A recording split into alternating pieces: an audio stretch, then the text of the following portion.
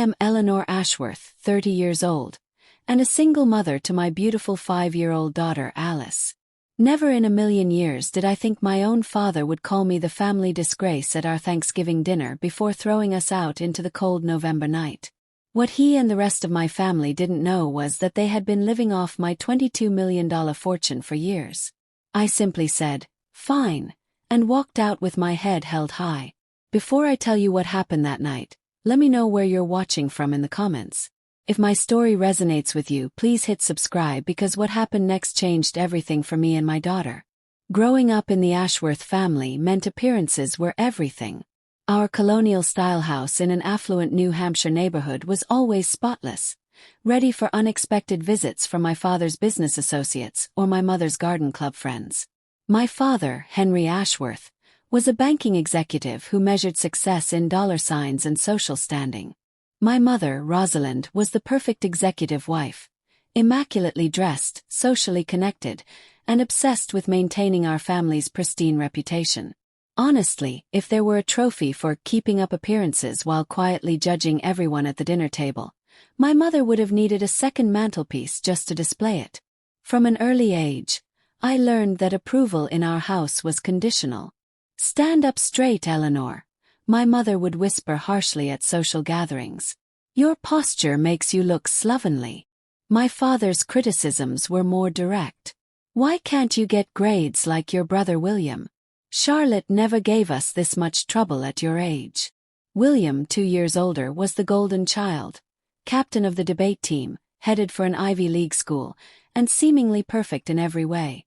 Charlotte, my older sister by 4 years, was the social butterfly who married her college sweetheart James right after graduation and quickly produced 2 perfectly timed grandchildren. Then there was me.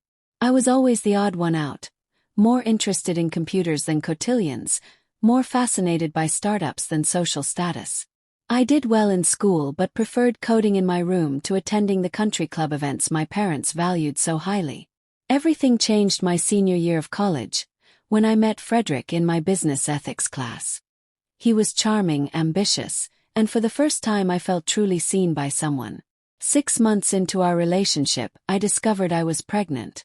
When I told Frederick, he disappeared, blocked my number, dropped out of our shared classes, and vanished from my life completely, which in hindsight might be the single most efficient thing he ever did in his life. I still remember the phone call to my parents. The silence after I told them lasted 27 seconds. I counted each one as my heart pounded in my chest. "You've always been determined to embarrass this family," my father finally said. "Come home. We'll figure out how to fix this situation." By fix, he meant adoption or abortion. When I made it clear I was keeping my baby, the real punishment began. Cold shoulders at family gatherings, pointed comments about girls who throw away their futures, my mother telling her friends I was taking some time off school for health reasons. Somehow I finished my degree, taking online classes and studying while my baby daughter slept. Those early days were brutally hard. I rented a tiny studio apartment and took freelance coding jobs while juggling childcare. My family provided minimal support, occasional babysitting accompanied by lectures about my poor life choices. What my family didn't know was that during those sleep-deprived nights, I was building something valuable. A startup idea I had been tinkering with since sophomore year was gaining traction. By Alice's first birthday, I had secured seed funding. By her third, my company had been acquired for a sum that still seemed surreal, $22 million after taxes. But I kept this success hidden from my family. I moved into a modest 3-bedroom house, told them I had found a stable job in tech support, and continued to endure their condescension and judgment at every family gathering. I wanted them to accept me and Alice for who we were, not for my bank account. Meanwhile, I quietly became their financial savior. When my father's investments took a hit during the recession, I anonymously covered their mortgage through a shell company. When William's business ventures needed capital, mysterious angel investors appeared. When Charlotte needed tuition for her children's exclusive private school, scholarships mysteriously materialized. It was essentially an unpaid secret ops job with excellent spreadsheets and zero thank yous. Through it all, Alice grew into a bright, compassionate little girl who somehow remained untouched by the family's subtle cruelty. She loved visiting her grandparents' house, oblivious to their backhanded compliments and the way they compared her to Charlotte's properly raised children. This Thanksgiving, Alice was 5 years old and I was 30. I had hoped that time might have softened my family's judgment. Alice had been excited for weeks about seeing her cousins and eating her grandmother's famous apple pie. I convinced myself this year would be different, that this year maybe they would finally see us, really see us, and accept us as we were. I couldn't have been more wrong. Thanksgiving morning dawned bright and cold. Alice bounced on my bed at 6 a.m., her eyes bright with excitement. "Is it time to go to Grandma and Grandpa's house yet?" she asked, her curly blonde hair still tousled from sleep. "Not yet, sweetheart," I smiled, pulling her in for a cuddle. "We have plenty of time to get ready." I had spent weeks preparing for this day. I'd ordered a case of my father's favorite Bordeaux, spending more on those bottles than my parents realized I supposedly made in a month. I'd purchased thoughtful gifts for everyone: a handcrafted leather portfolio for my father, a designer scarf for my mother, educational toys for my niece and nephew. After breakfast, I called my mother to confirm our arrival time. Her voice was tight with stress. "We're eating at 4 sharp, Eleanor. Your father doesn't like delays. We'll be there by 2, Mum. Can I bring anything?" Charlotte's handling the side dishes. She makes such wonderful sweet potatoes. You just focus on getting yourself and Alice here on time. And please make sure Alice wears something appropriate. Last Christmas, that plaid dress was a bit much. The plaid dress had been a beautiful velvet holiday dress that Alice adored. I bit back a retort. "We'll be properly dressed, Mum. See you soon." We spent the afternoon getting ready, and I helped Alice into the new dress I'd bought her. Navy blue with white trim, conservative enough for my parents, but still pretty enough that Alice felt special wearing it. "You look beautiful, baby," I told her as I braided her hair. "You too, Mummy," she replied, touching the sleeve of my burgundy sweater dress. "Will Uncle William be there?" "He promised to show me a card trick last time." "Everyone will be there," I assured her. "And we're going to have a wonderful time." The drive to my parents' suburban home took 45 minutes. It was a stately colonial with perfect landscaping and a circular driveway where my father insisted all cars be parked in order of arrival, with his Mercedes always positioned prominently by the front steps. What my family didn't know was that I had been making their mortgage payments for the past 3 years, after my father's investment portfolio took a devastating hit. The house they took such pride in would have been foreclosed on without my anonymous intervention, a plot twist worthy of its own streaming series. We arrived at 1:45, 15 minutes early. Alice clutched her small gift bags for her grandparents as we walked to the door. I balanced the wine case and my own packages, taking a steadying breath before ringing the doorbell. My sister Charlotte answered, her perfect bob swinging as she gave me an appraising once-over. "You're early," she said, not quite hiding her annoyance. She turned to Alice with a manufactured smile. "Hello, Alice. The children are in the playroom. Try not to mess up your dress before dinner, okay? No hug, no warm welcome." I felt Alice press against my legs, suddenly shy. "Go on, sweetheart," I encouraged her. "Go find your cousins." As Alice reluctantly headed toward the playroom, Charlotte turned back to me. "Mum's finishing the table settings, and Dad and James are watching football with Nathan and Ivy." Charlotte's children, ages 7 and 9, were apparently enjoying privileges Alice wasn't included in. My brother William emerged from the kitchen, drink in hand. At 32, he had our father's tall build and authoritative presence. "Well, if it isn't the little sister," he said, giving me a brief side hug that felt more like a formality than affection. "Still at that tech support job?"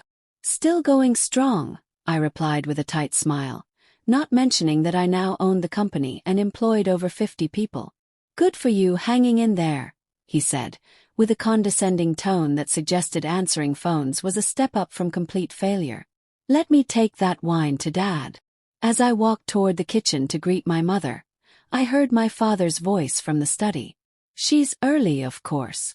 Probably has nowhere else to be. Did you see that dress on the child? At least it's not another inappropriate outfit. I froze, my chest tightening. Then I straightened my shoulders and continued walking. I would not let them ruin this day for Alice. I would plaster on a smile and get through this dinner, just like I always did. In the kitchen, my mother was arranging cranberry sauce in a crystal dish. At 60, Rosalind Ashworth still maintained her slim figure and highlighted blonde hair. She looked up when I entered. "Eleanor, you're early." The same greeting, the same cool tone. "Hi, Mum. Happy Thanksgiving." I set down the packages I was carrying and moved to kiss her cheek. She allowed it, her body stiff. "Those go in the dining room," she said, nodding at the gifts. "We're exchanging after dinner this year." Charlotte thought it would be more civilized. "Of course," I said, gathering them up again. "Can I help with anything in here?" "Charlotte and I have it under control. Why don't you go check on Alice? Make sure she's not disturbing Nathan and Ivy's game time." I nodded and left, the familiar disappointment settling in my stomach. Still, I reminded myself this was just the beginning of the evening. Things could improve. I just needed to stay positive and keep Alice's spirits up. In the hallway, I overheard Charlotte and my father talking in hushed tones. "She's wearing a nice dress," Charlotte was saying, "though God knows how she afforded it on her salary." "Probably maxing out credit cards again," my father replied. "Some people never learn financial responsibility." I hurried past, pretending not to hear, my cheeks burning with the irony of his statement. The man whose mortgage I secretly paid was lecturing about financial responsibility. If sitcoms needed a new tagline for dramatic irony, that hallway moment would write itself. By the time I reached the playroom, I had composed myself. I found Alice sitting alone in the corner, flipping through a picture book while her cousins played a video game, deliberately excluding her. "Hey, sweetheart," I said brightly. "Having fun?" Her small smile didn't reach her eyes. "Nathan says I'm too little to play their game." My heart ached, but I kept my voice upbeat. "Well, why don't we go see if Grandma needs help in the kitchen? I bet she'd love to show you how to fold the napkins into those fancy shapes you like." As we walked hand in hand back toward the kitchen, I made a silent promise to Alice. No matter what happened tonight, I would protect her from understanding the true nature of our family's treatment. She deserved to believe in the warmth and acceptance that should come with family, even if the reality fell painfully short. At precisely 4 o'clock, my mother rang the small silver bell that had been a wedding gift from her own mother. The sound cut through the house, summoning everyone to the dining room. Alice squeezed my hand as we made our way to the elaborately set table. The seating arrangement was immediately apparent and telling. My father sat at the head of the table with my mother at the opposite end. William and Charlotte, along with their spouses and children, occupied the middle seats, the positions of honor. Alice and I were placed at the very end beside my mother, but as far from my father as possible, as if our perceived failures might be contagious. "Everyone take your assigned seats," my father announced, though no place cards were necessary. We all knew our rank in the family hierarchy. Alice climbed into her chair, her feet dangling above the floor. No one had thought to provide a booster seat. The one sat and used in the corner from when Charlotte's children were younger. "Eleanor, make sure Alice doesn't spill anything on the tablecloth," my mother said.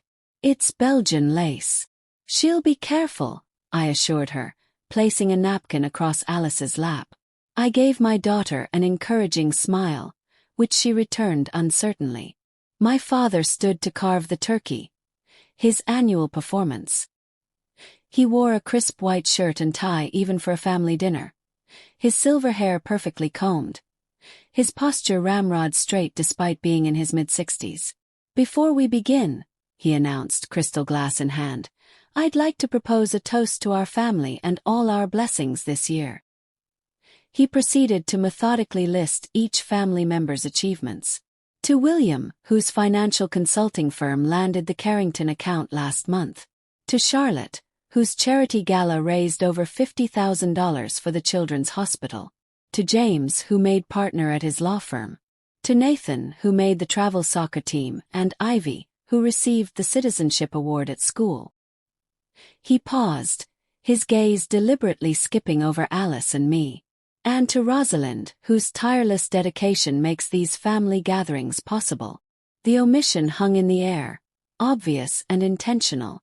Alice looked up at me, confusion in her eyes. "What about us, Mummy?" she whispered too loudly in the sudden silence. Charlotte's husband, James, chuckled. "Out of the mouths of babes," he said, his tone making it clear he found Alice's question inappropriate rather than innocent. "Well," my father said with a tight smile, "I suppose we can acknowledge Eleanor's persistence in her current position. Consistency has its merits." The backhanded compliment stung, but I smiled for Alice's sake. "Thank you, Dad. Alice and I have had a good year." "And what grade are you in now, Amelia?" my mother asked, getting my daughter's name wrong as she sometimes did. "I'm Alice, Grandma," my daughter corrected politely. "I'm in kindergarten. My teacher says I'm reading at a second grade level." My mother replied non-committally. "Nathan was reading at a third grade level at your age, wasn't he, Charlotte?" And so it went. Every conversation circled back to the accomplishments of William or Charlotte or their children. When I mentioned Alice's talent for drawing, Charlotte immediately pulled out her phone to show everyone Ivy's artwork that had been displayed in the school lobby. When I tried to discuss a book I'd recently enjoyed, William interrupted to talk about a financial article he'd been quoted in. The food was passed around, the best portions pointedly served to everyone but Alice and me. My father's comments grew increasingly sharp as he worked his way through his second glass of the expensive Bordeaux I'd brought. "So, Eleanor," he said during a lull in the conversation, "have you given any thought to providing Alice with a proper father figure? A child needs stability, you know." I set down my fork carefully. "Alice has stability. We have a lovely home, a good routine, and plenty of love. But not a man in the house," he pressed. "How is she supposed to learn proper family values?" Before I could respond, Charlotte jumped in. "Speaking of family values," she said with a meaningful glance at her husband, "James and I have an announcement." All attention immediately shifted to my sister, who placed her hand on her still flat stomach. "We're expecting. Baby number 3 will be joining us next June."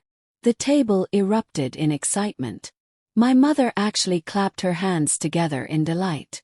My father stood up again to propose another toast. Alice looked at me, clearly sensing the stark difference between the reception of Charlotte's news and the cool acknowledgement of our existence.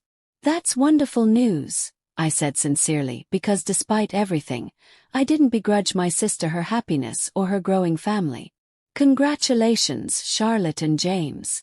"Thank you," Charlotte said, barely glancing my way before turning to our mother. "We're thinking of converting the guest room into a nursery.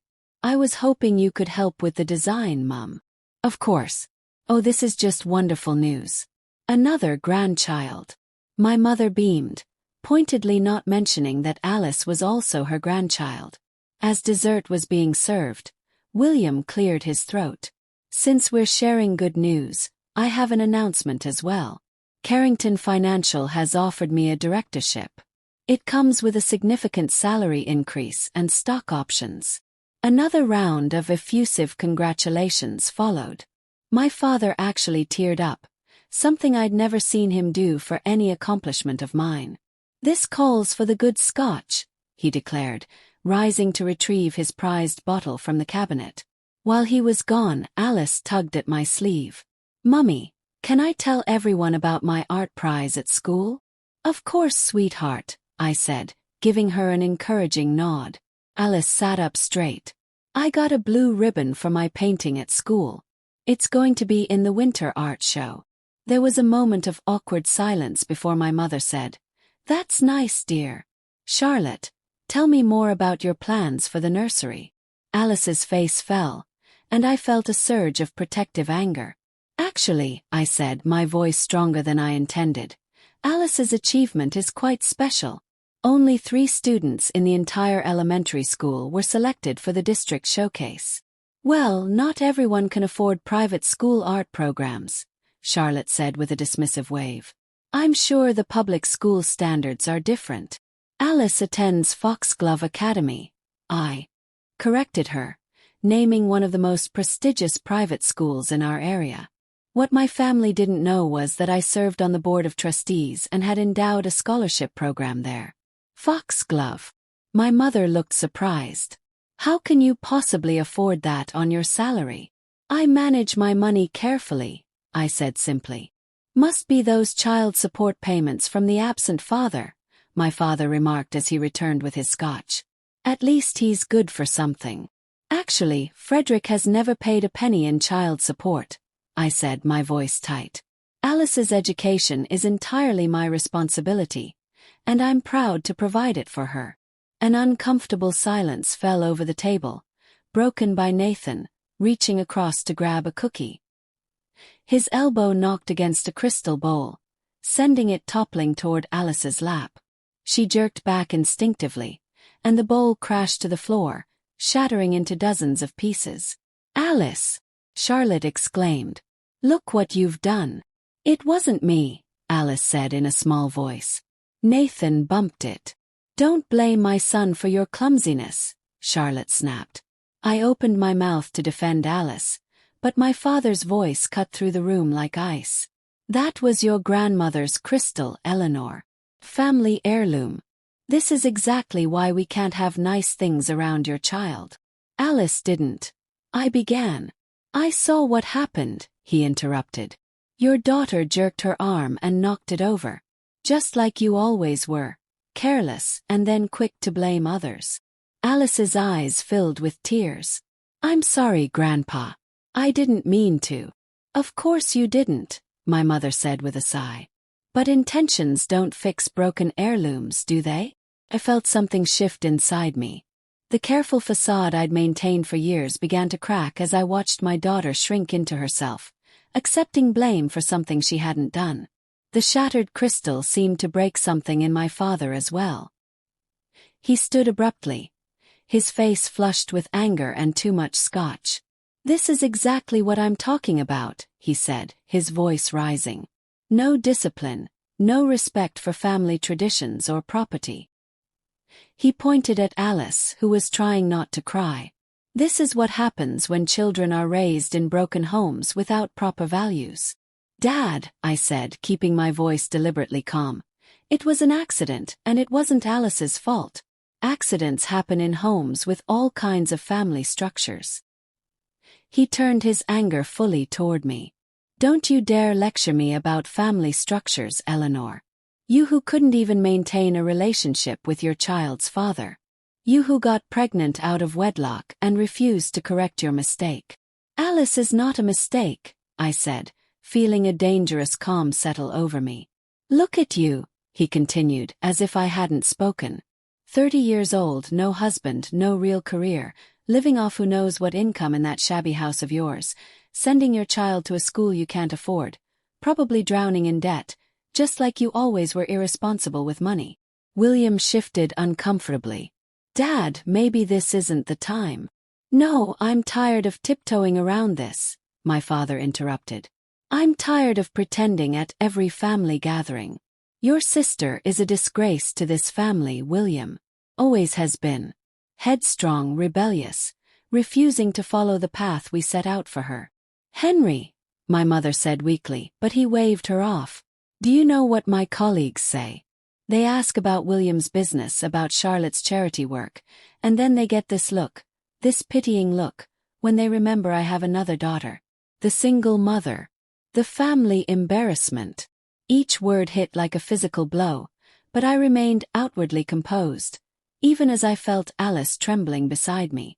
And now, he continued, gesturing at the broken crystal, she's raising her daughter to be just as careless, just as disrespectful of family traditions.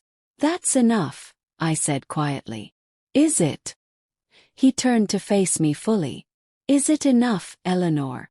Because I've had enough. Enough of your sullen presence at family gatherings.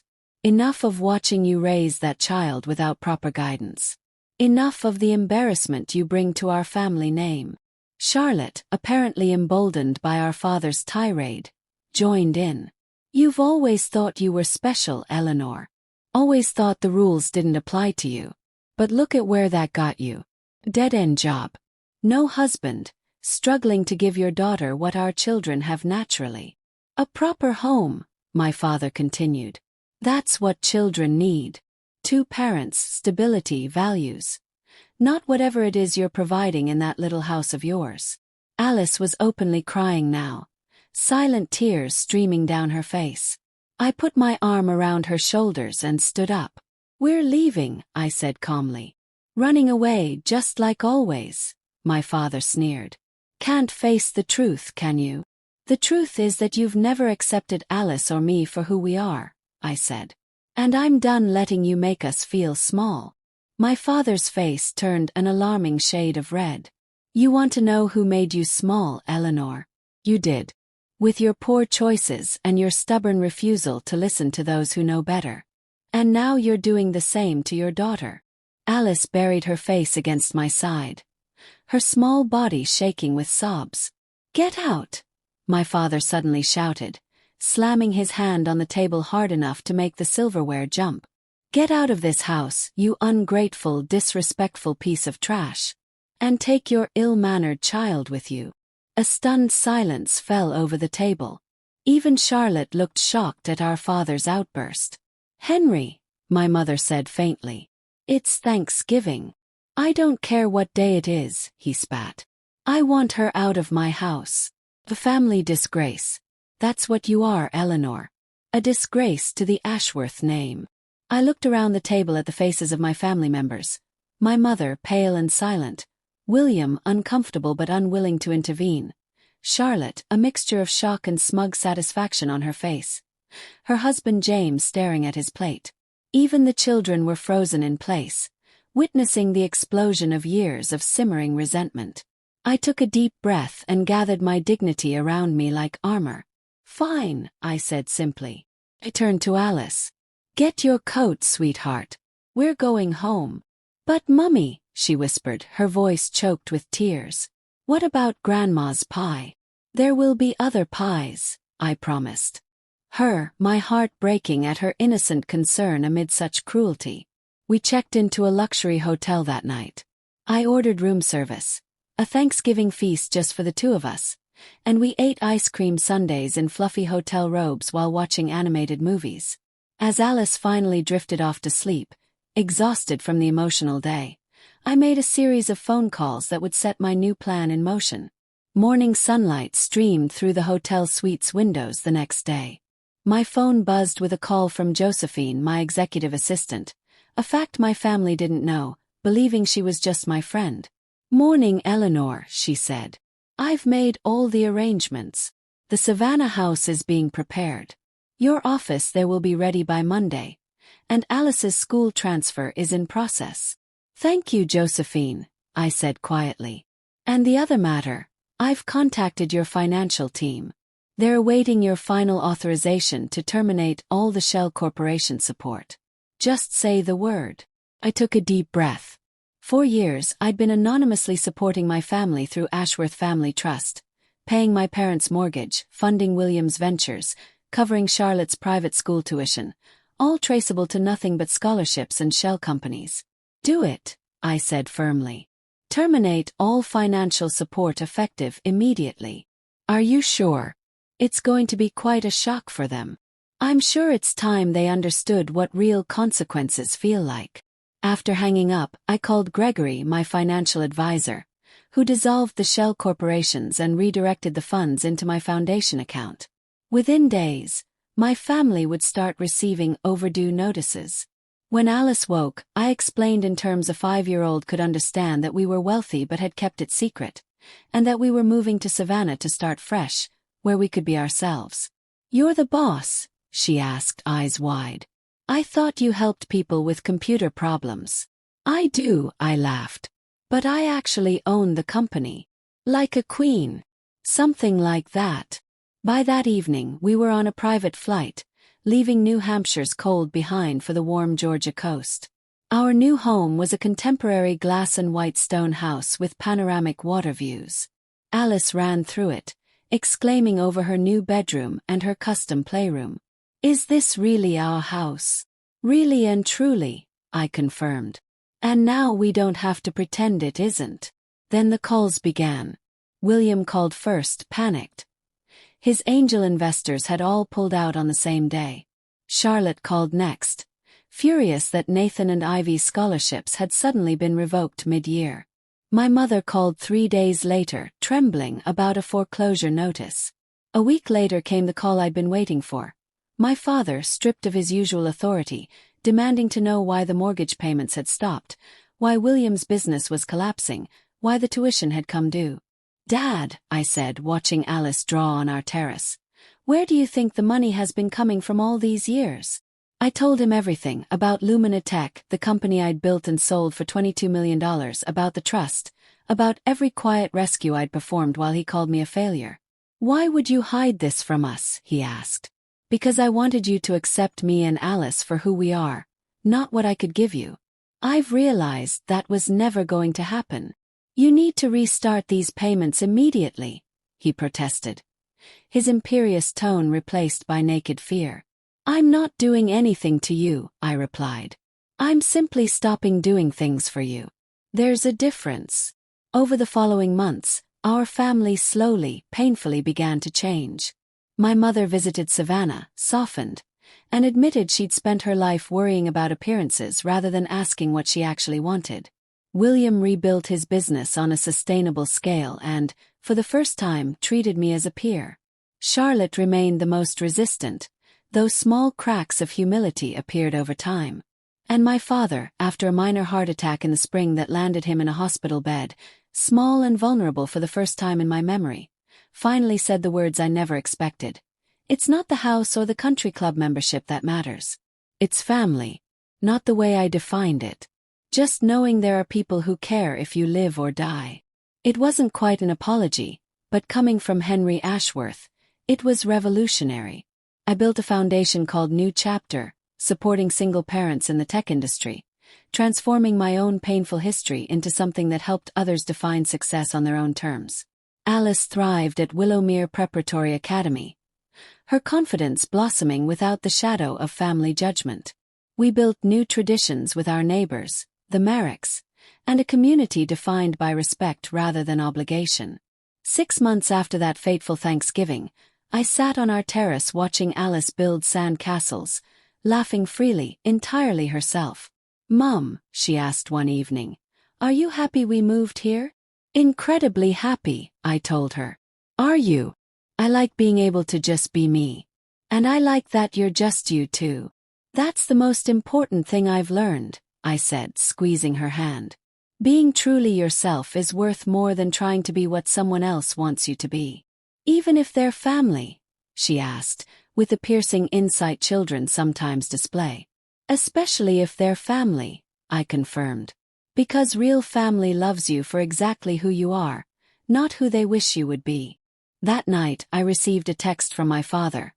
"Looking forward to seeing you and Alice next week. Been practicing my sand castle building skills. Not perfect, not complete, but a genuine effort to connect on new terms. Proof that people really can change if they want to badly enough." Have you ever had to set boundaries with family members who didn't respect your choices? I'd love to hear your experiences in the comments below. If this story resonated with you, please hit that like button and subscribe to hear more stories of personal growth and transformation. And if you know someone who might need to hear this message about standing up for themselves and their children, share this video with them. Remember, you deserve respect just as you are. And sometimes the most loving thing you can do for yourself is to require it. Thank you for listening to my story, and I wish you the courage to live authentically in your own life.